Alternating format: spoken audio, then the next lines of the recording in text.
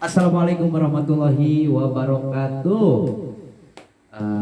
Keluarga Sadayana, teman-teman Balai Ucuy, dimanapun Anda berada, apa kabar semuanya? Sehat? Mudah-mudahan semuanya sehat walafiat, tak kurang suatu apapun, selalu ada dalam lindungan Allah Subhanahu wa taala. Amin ya Allah ya rabbal alamin.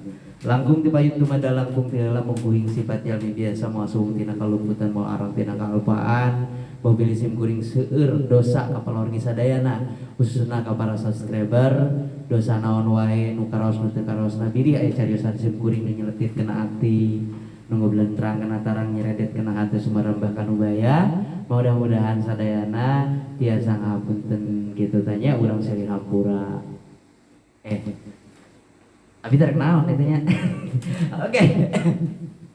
Teman-teman Balai Ucuy, saya akan mengabulkan permintaan para subscriber yang Kang Cuy di komenan, tolong dong bikin perjalanan Kang Cuy seperti apa menjadi seorang yang muncul di TV, ya bisa dikata Kang Cuy gimana sih pengalamannya jadi artis gitu tah ya.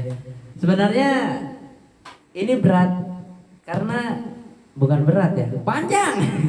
Jadi saya akan bikin part 1, part 2, mungkin sampai part 100 ya saya bikin ya. Tapi jangan lupa nontonnya itu jangan di setengah-setengah, jadi nonton harus beres ya.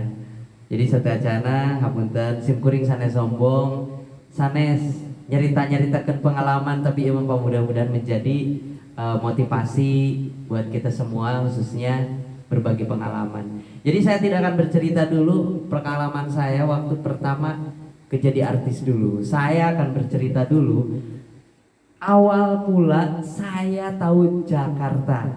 Oke.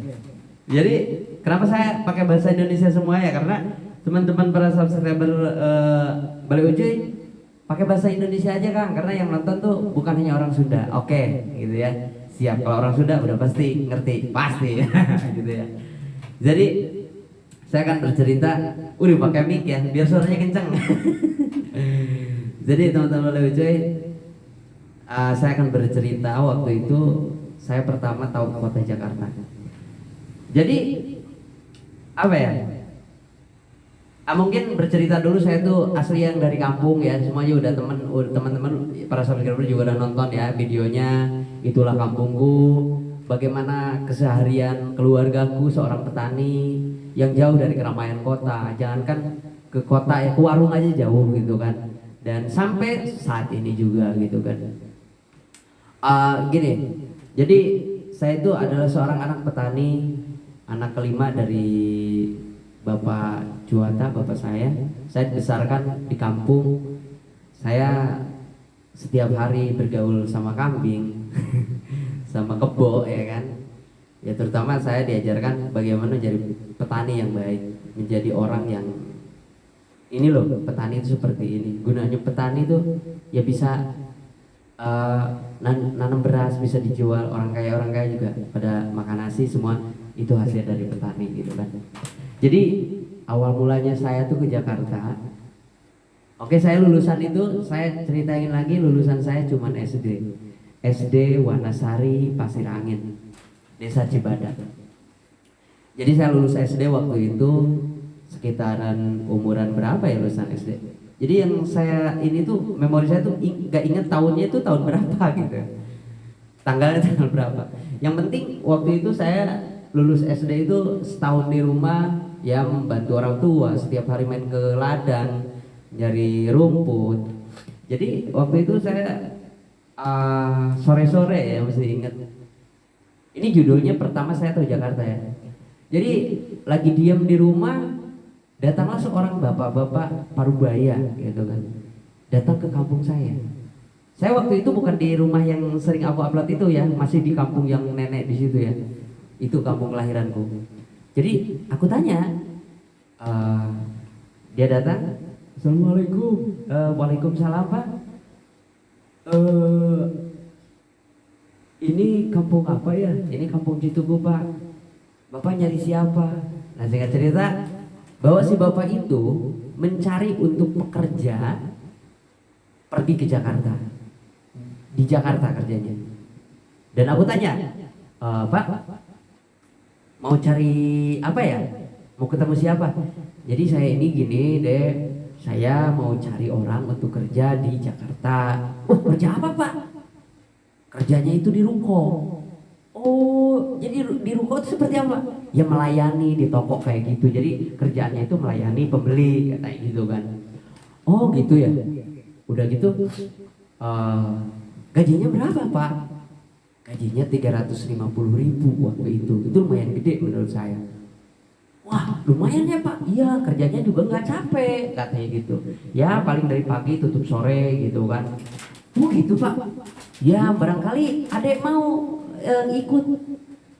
Saya mikir, waduh, lumayan ya kerja di Jakarta ya. Saya pengen tahu juga Jakarta gitu kan. Ya Pak, saya mau izin sama orang tua Pak. Saya mau izin sama orang tua. Jadi waktu itu jangankan kota Jakarta, kota Cianjur sendiri saya belum hafal.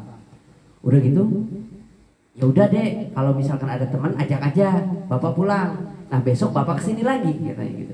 Itu orang masih satu desa sebenarnya sama saya. Tapi emang berhadap desa itu jauh gitu kan, ke tetangga itu jauh, jadi saya gak kenal gitu. Nah udah gitu, besoknya tuh dia datang lagi. Besoknya dia datang lagi ke kampung saya, dan saya malamnya tuh izin sama orang tua.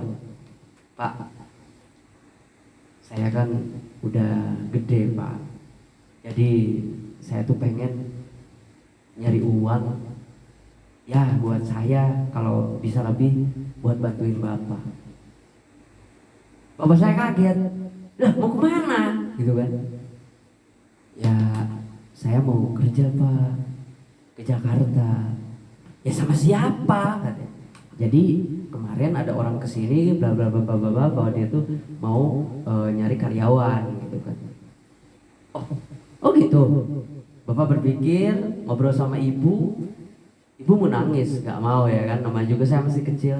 Tapi ya berhubung saya maksa, ya udah nak, kalau itu keinginan kamu, bapak cuma bisa mendoakan.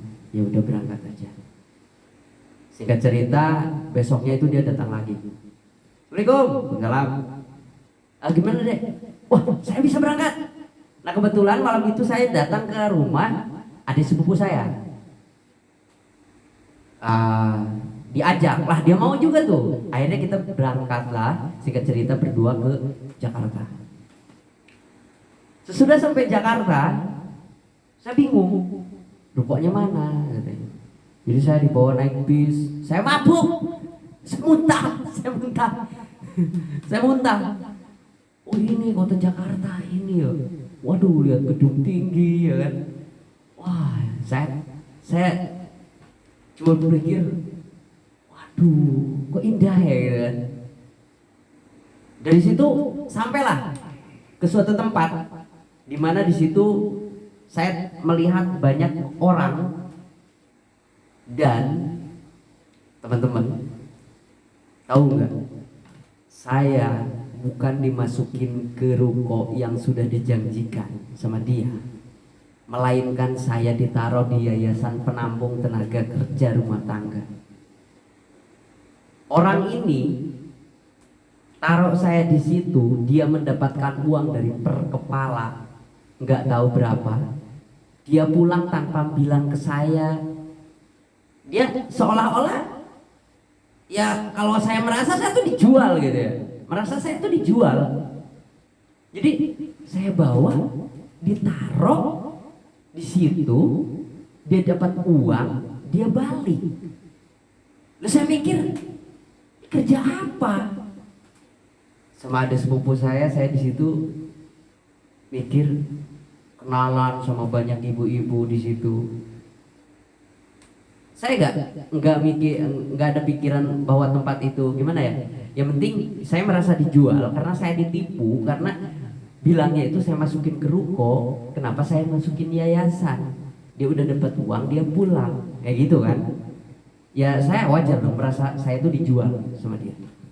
Udah gitu dia pulang, saya ditampung selama 4 hari di situ sama adik sepupu saya. Saya ingat orang tua saya nangis, mau makan antri ya kan gitu. Udah selama 4 hari di situ, singkat cerita datanglah seorang Chinese,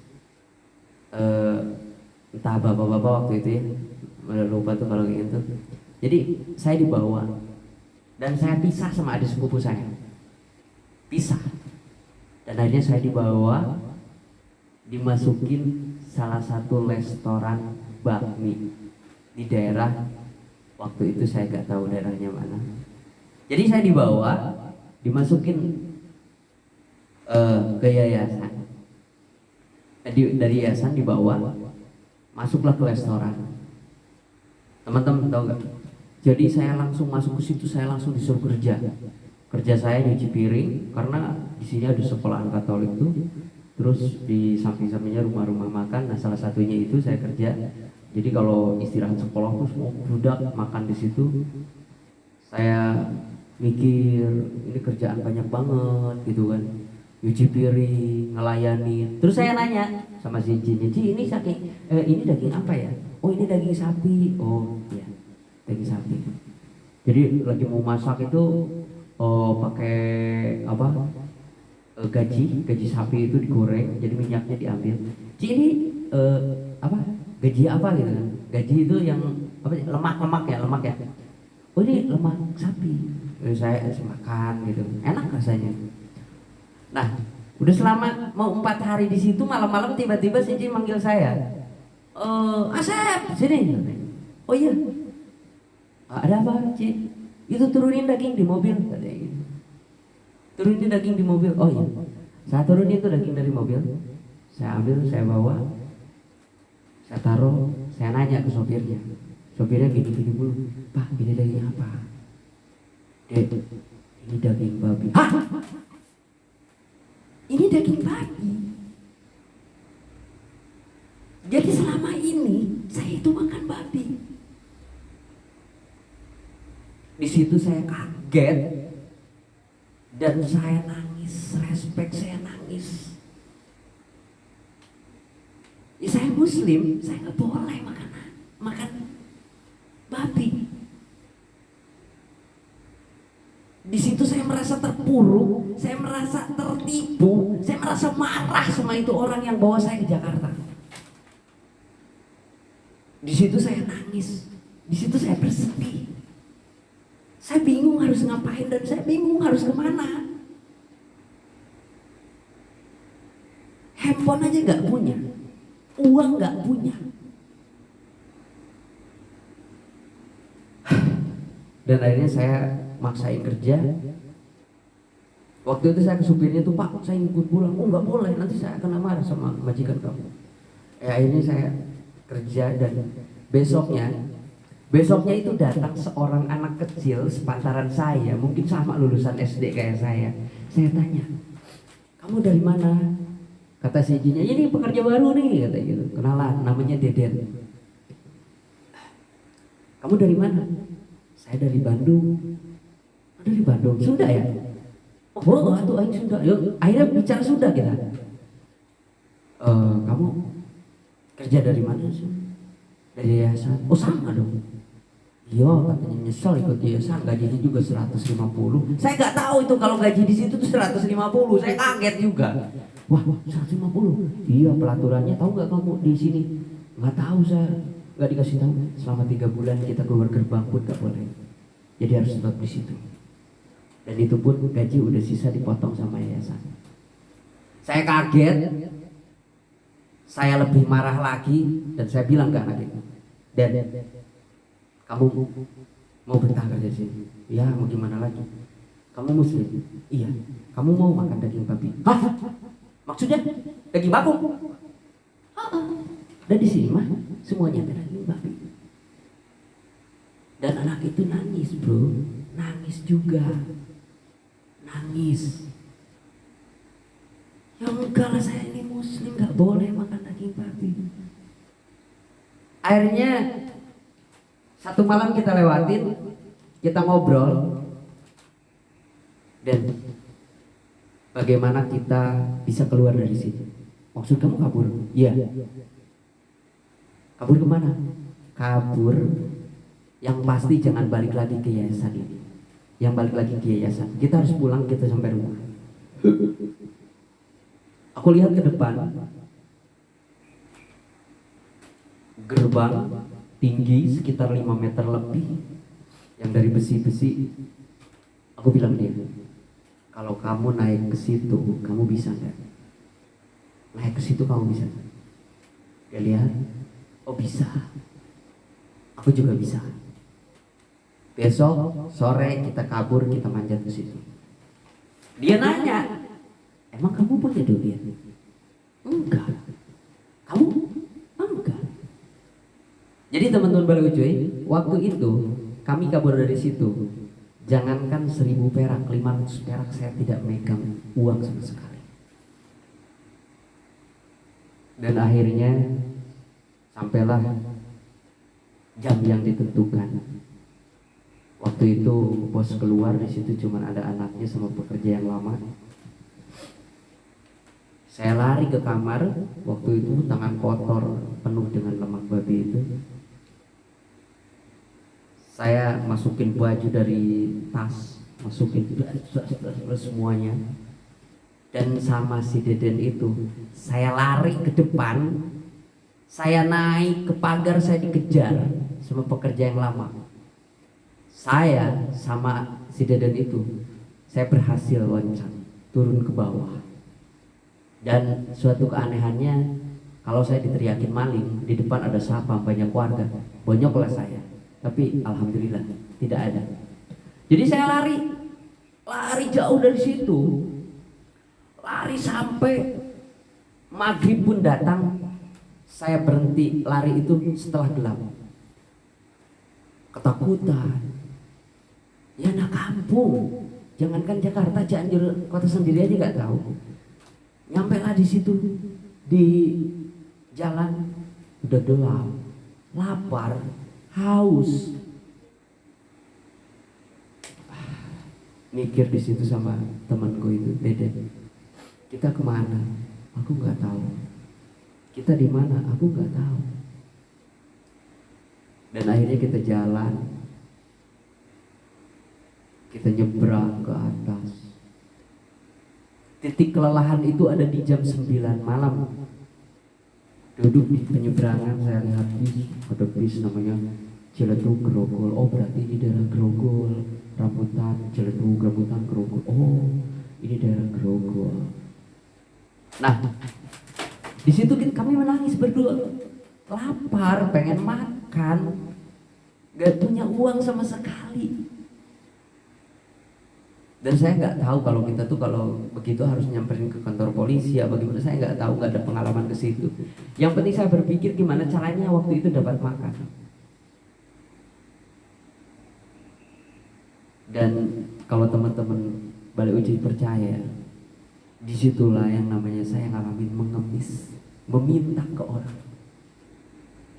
Sambil menangis sama anak itu, saya minta, Pak, saya belum makan, Pak. Pak, minta, Pak.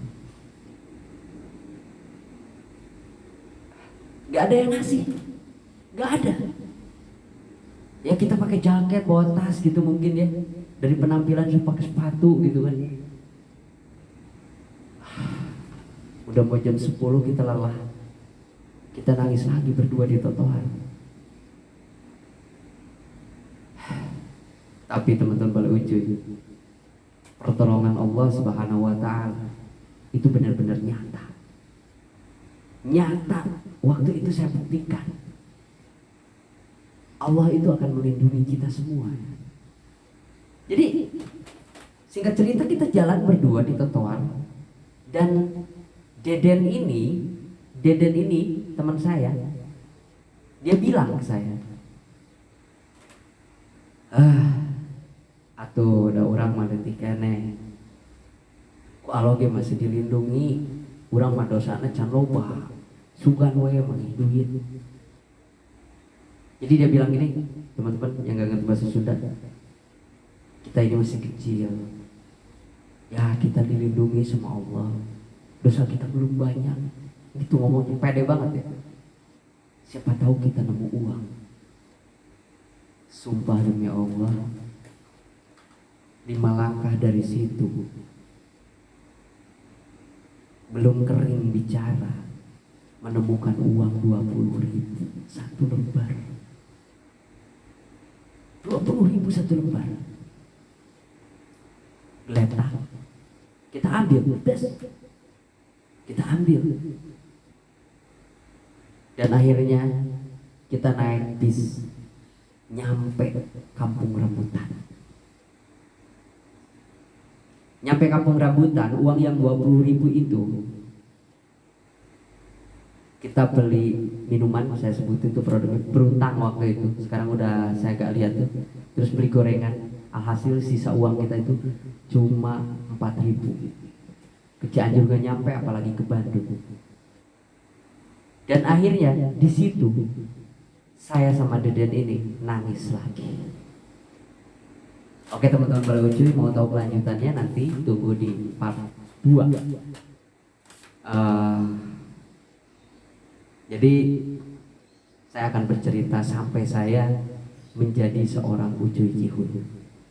Jadi video ini bersambung teman-teman. Jadi harus nonton lagi. Assalamualaikum warahmatullahi wabarakatuh.